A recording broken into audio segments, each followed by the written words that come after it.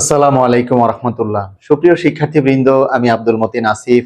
আমার channel Asif sir commerce কেয়ারের পক্ষ থেকে তোমাদের সকলকে জানাচ্ছি আন্তরিক অভিনন্দন, শুভেচ্ছা, দোয়া এবং শুভকামনা।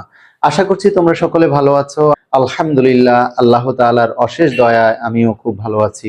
প্রিয় শিক্ষার্থীরা, আজকে আমরা এইচএসসি হিসাব বিজ্ঞানের দ্বিতীয় পত্রের ষষ্ঠ অধ্যায় অর্থাৎ ষষ্ঠতম অধ্যায়ের আর্থিক বিবরণী বিশ্লেষণ, যাকে অনুপাত বিশ্লেষণও বলা হয়, এই অধ্যায়ের বেসিক শিখবো ইনশাআল্লাহ। দেন ধারাবাহিকভাবে এই অধ্যায়ের বোর্ডে আসার মতো এবং তোমাদের শেখার মতো উপযোগী কিছু ম্যাথ ইনশাআল্লাহ ধারাবাহিকভাবে করে দিব। ওকে প্রিয় শিক্ষার্থীরা, এই চ্যাপ্টারটি খুবই সহজ।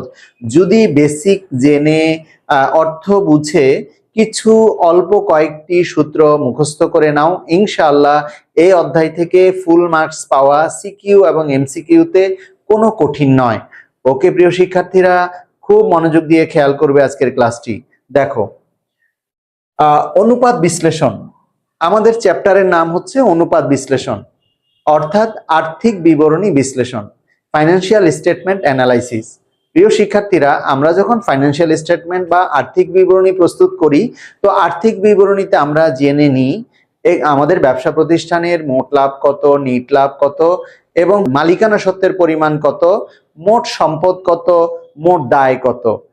আবার মোট সম্পদের মধ্যে চলতি সম্পদ কত, বিনিয়োগ কত, স্থায়ী সম্পদ কত, অলিক সম্পদ কত, দায়ের মধ্যে চলতি দায় কত, দীর্ঘমেয়াদী দায় কত।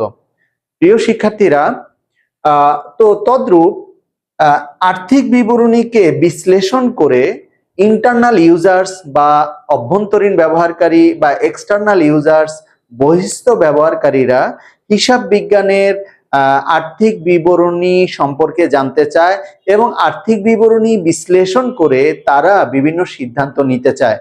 ইন্টারনাল ইউজার্স বা অভ্যন্তরীণ ব্যবহারকারীরা ব্যবসা প্রতিষ্ঠানের কন্ডিশন জানতে চায় এবং এক্সটার্নাল ইউজার্স বা বহিস্থ ব্যবহারকারীরা ব্যবসা প্রতিষ্ঠানের সাথে রিলেট হতে, ব্যবসা প্রতিষ্ঠানের সাথে কানেক্ট হওয়ার জন্য বিভিন্ন প্রয়োজনে তারাও বিজনেসের কন্ডিশন জানতে চায়, যে কারণে তারাও ফাইন্যান্সিয়াল স্টেটমেন্ট অ্যানালাইসিস জানতে চায়।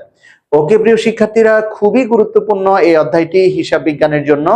আজকে আমরা এই অধ্যায়ের বেসিক শিখব, এরপরে ধারাবাহিকভাবে ম্যাথ শিখব। ওকে প্রিয় শিক্ষার্থীরা, খেয়াল করো, অনুপাতের শ্রেণী বিভাগ।